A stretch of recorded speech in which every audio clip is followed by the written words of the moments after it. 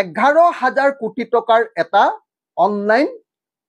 trading scam সংঘটিত হৈছে অসমত এই যে কিবা বিশাল ফুকন এই যে কি বৰ্মন দীপাংকৰ ন দীপাংকৰ বৰ্মনৰ কেছটোত 7,000 কোটি টকা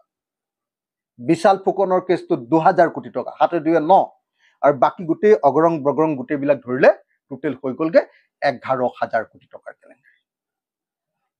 এই 11,000 কোটি টকাৰ কেলেংকাৰীটোত যেতিয়া মন্ত্ৰীৰ নাম লাহে লাহে সোমাবলৈ ধৰিলে হিমন্ত বিশ্ব শৰ্মাৰ আশে পাশেও দুজন এজন মানুহৰ ফটো ওলাবলৈ ধৰিলে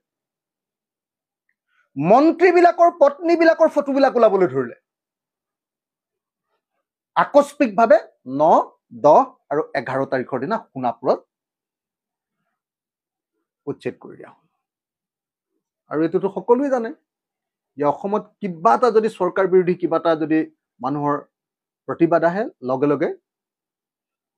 এটা ঢোল আছে সেইটো হ'ল মিয়া ঢোল মিয়াটোৰ ওপৰত ডগৰা কুবাই দি দিলে হৈ গ'ল আৰু লগে লগে ইছ্যু ডাইভাৰ্ট